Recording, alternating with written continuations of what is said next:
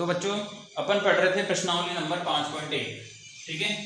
और इस 5.1 के मैंने लगभग तुम्हें कुछ क्वेश्चंस करा दिए थे और कुछ क्वेश्चन जो है पीडीएफ में सेंड किए, है ना। आज अपन पढ़ेंगे प्रश्नावली नंबर 5.2। अब आप बोलोगे सर अभी तो अपना एक क्वेश्चन बचा हुआ है ना, क्वेश्चन नंबर 1। तो क्वेश्चन नंबर 1 जो है उसका मैं आपको पीडीएफ सेंड करूंगा, समझने की कोशिश करना कि क्या हो रहा है इसके अंदर, ठीक है। तो मैं आपको समझा देता हूँ क्वेश्चन क्या चाहता है, ठीक है। 5.1 का पहला क्वेश्चन, फिर अपन पढ़ेंगे आगे 5.2 के क्वेश्चन समझेंगे आज अपन। देखो 5.1 का जो पहला क्वेश्चन है ये चाहता है कि बोर्डक है कि निम्नलिखित किन परिस्थितियों में समांतर श्रेणी हो सकती है, और हो सकती है तो उसका रीजन बताना है अपन को कि क्यों हो सकती है। जैसे पहला क्वेश्चन है कि प्रथम किलोमीटर के बाद टैक्सी का किराया, जबकि प्रथम किलोमीटर के लिए किराया 15 रुपए है और अतिरिक्त किलोमीटर के लिए किराया कितना है 8 रुपए। मान के चलो आप जो है ये आपका स्कूल है यहाँ पर, ठीक है, और ये आपका घर है, ठीक है, ठीक है भाई। ये स्कूल है आपका और ये आपका घर है। अब आप आपके घर से कहाँ पे जाना चाहते हो, आपके स्कूल पे जाना चाहते हो, और ये मान के चलो टोटल जो है ये कितना किलोमीटर है, ये 5 किलोमीटर है, ठीक है। आपका घर आपके स्कूल से कितने किलोमीटर है, 5 किलोमीटर। तो ये क्वेश्चन ये कहना चाहता है कि जैसे ये आप यहाँ से लेके यहाँ तक चले, ये 1 किलोमीटर आप चले, ठीक है। तो आपने क्या करी, आज साइकिल से आने का मूड नहीं है, ठीक है, तो आपने क्या करा, टैक्सी होती है ना, ओला होती है, व्हाटएवर जो भी होती है, तो आपने टैक्सी की। तो वो टैक्सी वाला क्या करेगा, स्टार्टिंग के पहले किलोमीटर के तो 15 रुपए लेगा, ठीक है। कितने रुपए लेगा, 15 रुपए। फिर अगला जो दूसरा किलोमीटर होगा, ठीक है, या फिर अगला जो तीसरा किलोमीटर होगा, फिर अगला जो चौथा किलोमीटर होगा, और अगला जो ये 5वां किलोमीटर होगा, ठीक है, इसके कितने रुपए चार्ज करेगा, 8 रुपए। मतलब सबसे पहले तो वो लेगा 1 किलोमीटर के तो 15 रुपए, फिर अगला किलोमीटर जो चलेगा ये तो हो गया A1, उसके तो हो गए 15 रुपए। अगला जो किलोमीटर चलेगा A2, उस 15 में कितना जोड़ देंगे अपन, 8 जोड़ देंगे, तो 15 ये 8 कितने हो गए बताओ, 23 हो गए, ठीक है। 15 और 8 23 ही होते हैं ना, क्या ज्यादा होता है, 23 ही होता है। अब 23 में फिर वापस से क्या जोड़ेंगे अपन, 8 रुपए क्या करते जाएंगे, जोड़ते जाएंगे, ठीक है। तो अब जो भी ये इस तरीके से श्रेणी बनेगी तो ये समांतर श्रेणी होगी या नहीं होगी, बताओ आप। क्योंकि पहला किलोमीटर फिक्स हो गया, बाकी के जो किलोमीटर है उसमें कितने कितने रुपए बढ़ते जाएंगे, 8 रुपए बढ़ते जाएंगे। तो आपसे ये पूछा गया है कि ये समांतर श्रेणी होगी या नहीं होगी, तो ये समांतर श्रेणी होगी। रीजन मैं आपको पीडीएफ में सेंड करूंगा। समझ में आया क्या चाहता है क्वेश्चन, आया समझ में। तो इसी तरीके का क्वेश्चन नंबर 2 है और क्वेश्चन नंबर 3 है और 4 है, ठीक है। समझना, अगर नहीं आवे समझ में तो मुझे बता देना, ठीक है। मैं आपको वापस से यहाँ पे जैसे पहला क्वेश्चन समझाया आपको दूसरा, तीसरा और चौथा सब समझा दूंगा, ठीक है। आज पढ़ेंगे अपन कौन सी प्रश्नावली, 5.2। अब 5.2 प्रश्नावली को पढ़ने के लिए आप देखो क्या करेंगे अपन इसमें। तो प्रश्नावली नंबर 5.2 पढ़ने से पहले अपन समझते हैं कि उसमें अपन को जो क्वेश्चन है वो कैसे करने हैं। अभी तक जो अपन ने क्वेश्चन करे उसमें आपको पहला पद ज्ञात करना था, दूसरा पद ज्ञात करना था, तीसरा पद ज्ञात करना था, या फिर सार्वंतर ज्ञात करना था। तो ये अपन अच्छी तरीके से सीख गए कि सार्वंतर कैसे ज्ञात किया जाता है, ठीक है, और समांतर श्रेणी किसको कहेंगे अपन। तो यहाँ पे अपन देखो कि जैसे अगर अपन पहला पद ज्ञात करते हैं तो उसको अपन क्या लिखते हैं, ए लिखते हैं, लिखते नहीं लिखते। अगर दूसरा पद ज्ञात करना होता है तो उसको क्या लिखते हैं अपन, ए प्लस डी लिखते हैं। तीसरा पद ज्ञात करना होता है तो क्या लिखते हैं, ए प्लस, ये इस तरीके से 2d लिखते हैं। अगर चौथा पद ज्ञात करना हो तो क्या लिखते हैं, a प्लस 3d लिखते हैं। अगर 5वां पद ज्ञात करना हो तो क्या करेंगे अपन, a प्लस 4d लिखेंगे। तो अपन क्या करते जा रहे हैं, जो पद आपको ज्ञात करना चाहते हैं उनमें से यहाँ पर क्या होगा, एक कम करके लिख रहे नहीं लिख रहे। तो मान के चलो अगर मुझे यहाँ पर ये nवां पद ज्ञात करना है, ठीक है, मान के चलो 100वां पद ज्ञात करना है, तो यहाँ पे क्या लिखेंगे पर a प्लस 99 लिखेंगे, नहीं लिखेंगे। तो यहाँ पे अपन क्या लिखेंगे, a प्लस, देखो यहाँ 5 था, 5 में से एक कम करा नहीं करा, 4 था, एक कम करा नहीं करा, 3 था, एक कम करा नहीं करा।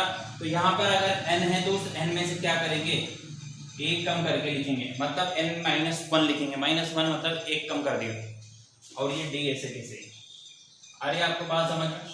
तो an अगर आपको nवां पद ज्ञात करना है तो क्या लिखोगे, a प्लस n-1 और d।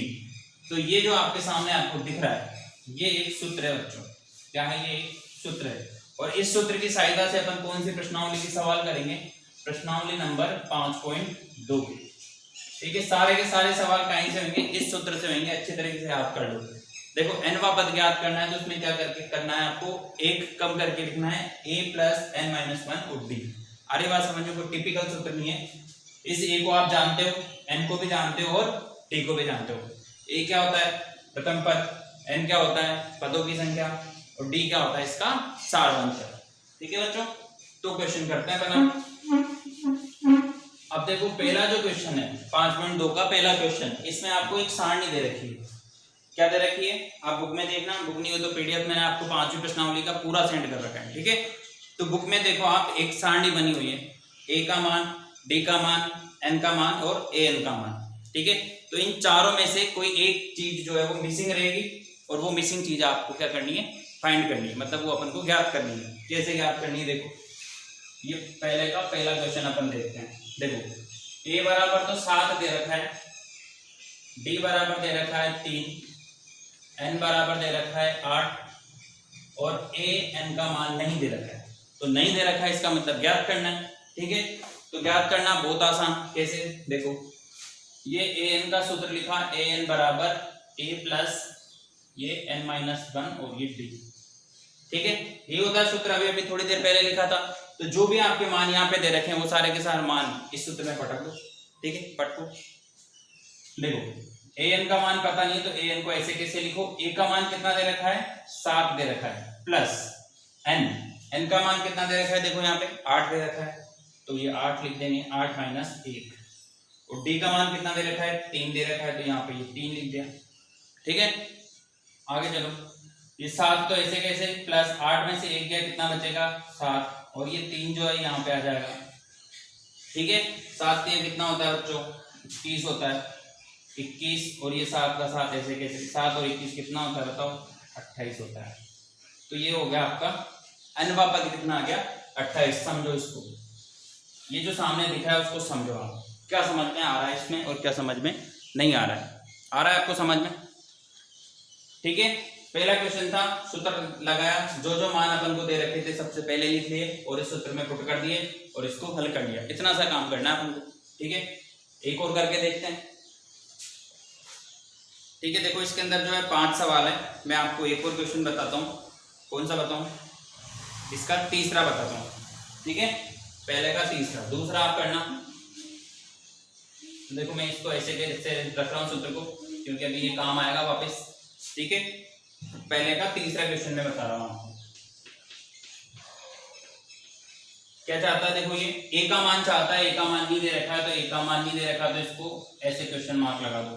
किसका मान दे रखा है, d का मान दे रखा है कितना माइनस का 3, फिर n का मान दे रखा है 18, n का मान लिख दिया 18 और a n का मान दे रखा है -5। ठीक है, तो ये देखो 4 संख्या होती है, 4 पद होते हैं, a n और d। ये 4 में से कोई 3 दे रखे होंगे, एक नहीं दे रखा होगा, वो अपन को एक पता करना है। आ रही समझ में बात। तो a पता नहीं है, d पता है, n पता है और a n पता है, मान रख दो इसके अंदर। देखो a n का मान कितना दे रखा है -5 लिख दिया, a नहीं है तो a को a ही लिखा, प्लस n कितना 18 -1 और d कितना -3।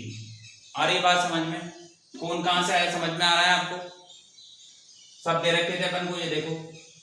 ठीक है, इधर चलो वापस, -5 तो ऐसे कैसे बराबर a भी ऐसे कैसे, प्लस 18 में से 1 गया कितना बचा 17, गुणा ये 3 जो है वो इस तरीके से आ जाएगा।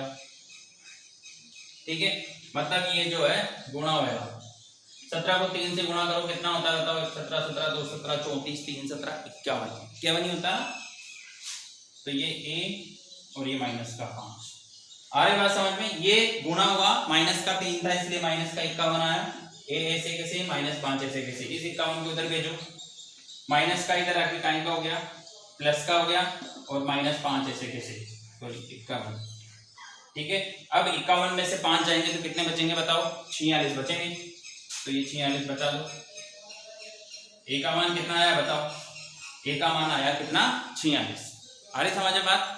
तो इस तरीके से आपको पहला क्वेश्चन के अंदर जो पार्ट दे रखे हैं, मतलब जो सारणी दे रखी है, आपको इस तरीके से करनी है। अब इसका आंसर चेक कर लेता हूँ मैं, सही आ रहा है या नहीं आ रहा है। एक तो पता चले गलत ही आ रहा हो, है ना, गलत आ सकते हैं, इसका मतलब ये थोड़ी कि मतलब मैं लिख रहा हूँ तो सही आएंगे, है ना। देखो गलत आ रहा है, नहीं सही आ रहा है। एक का मान 46 आ रहा है, 5.2 का तीसरा क्वेश्चन, पहले का तीसरा। ठीक है बच्चों, तो ये क्वेश्चन करना पहला कंप्लीट कर लेना, और दूसरा क्वेश्चन जो है उसको पढ़ना, दूसरा भी आ जाएगा। एपी दे रखी है, जो समांतर श्रेणी दे रखी है उसमें से आपको ए मिल जाएगा, डी मिल जाएगा, और पद दे रखा है एन, 30वां पद। ठीक है, मतलब ए एन का मान दे रखा है। हल करना, नहीं आएंगे तो कल पढ़ेंगे इसे अपन। ठीक है, और सैटरडे को कॉपी चेक करवाने आओ आप, क्या क्या पढ़ रहे हो सकता है क्या पढ़ रहे हो नहीं पढ़ रहे हो मुझे पता तो चले। ठीक है, कॉपी कंप्लीट करना। Okay, thank you.